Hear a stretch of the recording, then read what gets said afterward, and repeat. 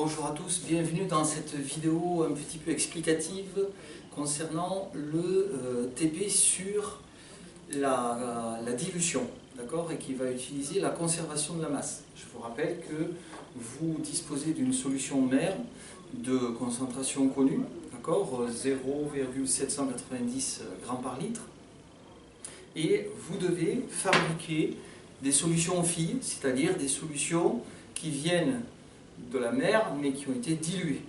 D'accord? Donc il va falloir prendre une partie de ce flacon, du permanganate de potassium qui est dans ce flacon, le mettre dans la fiole jaugée et puis aller jusqu'au trait de jauge pour diluer avec de l'eau distillée. Alors que se passe-t-il? Ici, j'ai ma solution mère, je veux à partir d'elle fabriquer une solution fille. Donc j'ai une masse à prendre, elle est ici, d'accord? Et cette masse, une fois que je l'ai prise, je vais la mettre ici dans la solution, dans la fiole jaugée pour obtenir la solution fille. Et puis après, tout ça, je vais rajouter de l'eau, d'accord? Donc je vais obtenir une solution diluée. Ma solution de départ, elle a une concentration Cm mer. Et j'en ai pris un volume V mer. Donc la masse que j'ai pris, c'est C fois V, conformément à la formule que vous devez désormais connaître et manipuler. Et je dis que lorsque je passe de là à là, par rapport à la masse de solution mère que j'ai pris, eh bien, il n'y a pas de masse qui se perd ou qui se crée. Donc la masse que j'ai mis est égale à la masse qu'il y a, mais cette masse, une fois que j'ai mis de l'eau, cette masse de permanganate, elle est répartie dans un volume plus grand maintenant. D'accord? Donc, ce volume, c'est VF. Cette formule, je vais la manipuler. Elle me permet de dire quoi? Elle me permet de dire que le rapport entre la concentration mère et la concentration fille est égal au volume fille divisé par le volume mère. Par exemple, si je prends la concentration mère donc, que je connais et je veux fabriquer la solution numéro 8 pour notre TP, c'est-à-dire 1,5810-2 grammes par litre. La question que je me pose basiquement, c'est combien de solutions mère je vais prendre pour, une fois après avoir dilué, obtenir la concentration désirée. Eh bien, j'utilise cette formule, concentration mère divisée par concentration fille, je fais ce rapport et dans ce cas, j'obtiens 50. C'est mon facteur de dilution. Du coup, après, je n'ai plus qu'à me poser la question, quel est le volume V mer qui convient pour que VF sur V mer soit égal à 50? C'est-à-dire que 50, c'est égal à 100 sur V mer. Ben, tout simplement, il ne faut pas être sorcier, il y a des cas où c'est un peu plus compliqué à calculer, mais pour se rendre compte que V mer, c'est 2 ml. Alors, comment je vais faire? Je prends de la solution mère,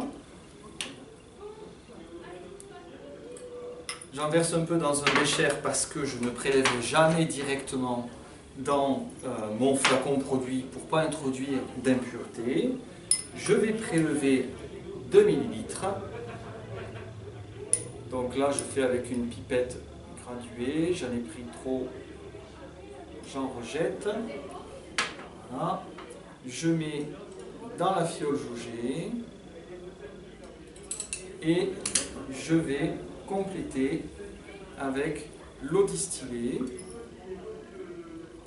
Voilà, c'est un peu long parce qu'il faut mettre beaucoup d'eau. Et je vous rappelle que ce soit pour la lecture des traits de jauge ou de graduation sur une pipette ou sur une fiole, il faut que ce soit le bas du ménisque qui soit au niveau du trait de jauge et non pas le haut. Le ménisque, c'est ce qu'on appelle la surface libre du liquide en fait, qui fait un arrondi. Voilà. Donc là, alors il y avait l'étape normalement, mais là je fais vite, il y avait l'étape où je remplis seulement partiellement, je remue pour commencer d'homogénéiser, puis je vais aller jusqu'au bout. Au besoin, si je ne suis pas sûr de moi avec la piscette, je fais avec la pipette plastique qui a l'avantage de pouvoir faire du goutte à goutte. Là, je suis parfait. D'accord? Je réhomogénise une fois et donc j'obtiens ma solution. Alors, à quoi me sert d'avoir ce tube à essai? Une fois que j'ai ce tube à essai, en fait, donc je le laisse là pour mémoire, je vous montre l'ensemble des solutions que vous êtes censé avoir fabriquées. Donc, ces solutions sont là. Voilà. De la plus concentrée à la moins concentrée. On le voit assez bien si on met quelque chose de blanc derrière. La question qui va se poser est la suivante. Si ici j'ai une solution inconnue, je dois être capable en seconde de pouvoir faire un encadrement, c'est-à-dire de connaître la concentration minimum ou maximum entre lesquelles cette concentration inconnue est située. C'est simple, je vais la passer devant les différents tubes. Voilà. Donc là, je suis plus sombre, je suis toujours un peu plus sombre. Là, alors, là, je suis voilà, je suis entre les deux ici. Là, c'est à peine un peu plus sombre. Là, vous voyez, c'est franchement plus sombre. Bon, il faut vraiment avoir l'œil parce que c'est pas toujours évident. Des fois, il y a des dégradés qui sont plus francs.